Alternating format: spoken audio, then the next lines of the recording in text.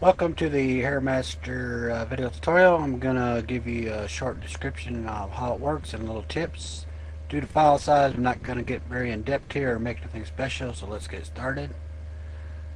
And we go to Z plugin and we're going to load it here. As you can see, it loaded some configurations of some of these tools that be working with the Hairmaster. And each one of these tools shows a very important part of the Hairmaster, and that's in this whole list right here. And the intensity will be a factor in here, along with some alpha rotation. But let's get started.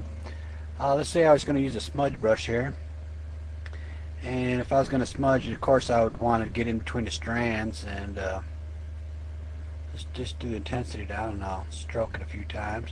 So you can see it's kind of blending the colors a little bit. Just to see the difference, I'm going to undo it so you can take a look at the hair while I'm doing it, and you can see the difference. And we'll switch down here to the highlighter brush.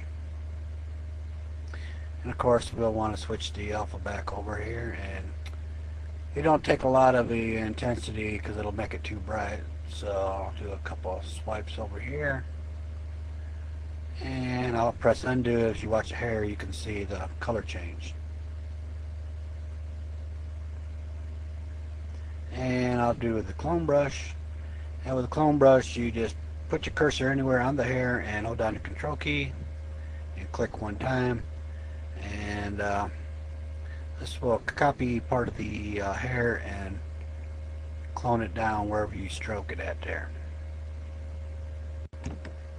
And we can use the erase brush here is to maybe trim some of the hair out.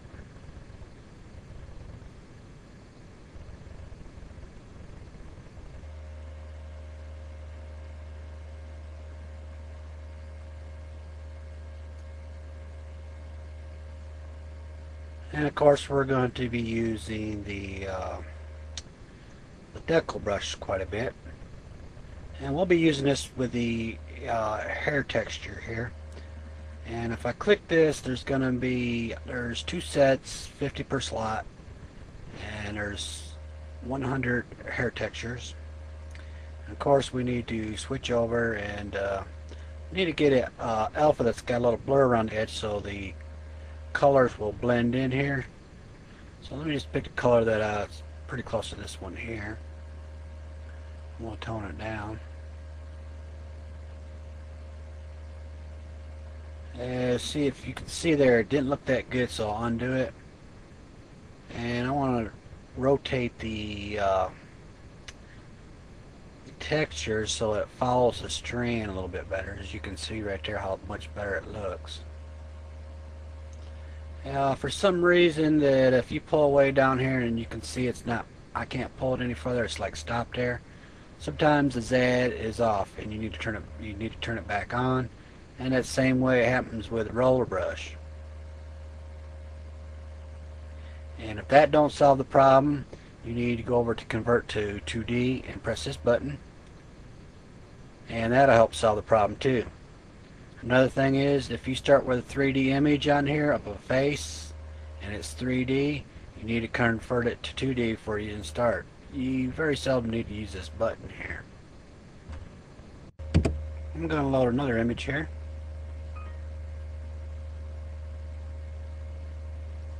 And we're going to use the roller brush. And we're going to use that texture there.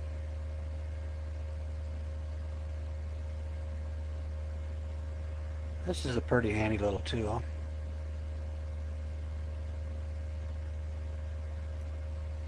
And that's what you can do with that. I'll undo that. Now we have the option called fuzzy. And I'm going to use a alpha here.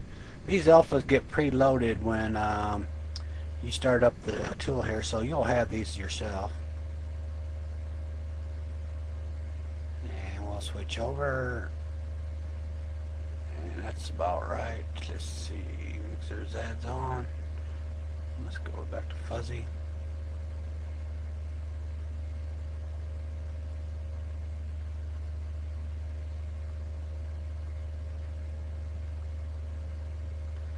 And you can give a nice little hairdo there. Do that. And our next step here is we're going to show you some stencil work. And here's a little stencil work. I got my object out there, and I'll press the start button. It's going to ask me if I got the object out there first. Yes, I'm sure. And this is going to draw the stencil, where I'm going to draw the stencil where I don't want the hair to go without this, out of the border of the stencil. So let's say I didn't want the hair to go over the eyes. I wanted to keep away from the eyes, and I didn't want to keep it a certain length. I'll draw a stencil. When I'm done with the stencil, I just go to step 2. It's going to tell me to draw the hair. Okay, it's going to set to fiber brush here. You can use anything you want. I just choose the fiber brush, and if you get a little mixture of color in here, and we could go back with the decal brush. We switch back over here. Let's go back to wavy here.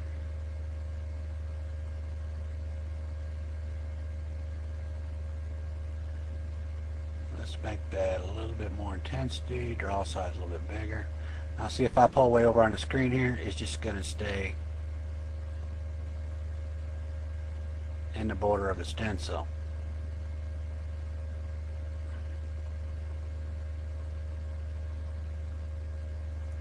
Let's pick another texture.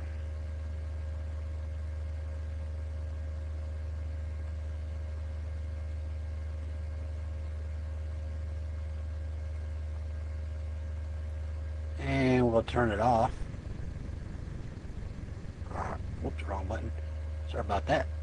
And you can see there, anytime I want to turn it back on, I can turn it back on if I need it again. And I need to kind of go out around the edge just a little bit. It just don't look right.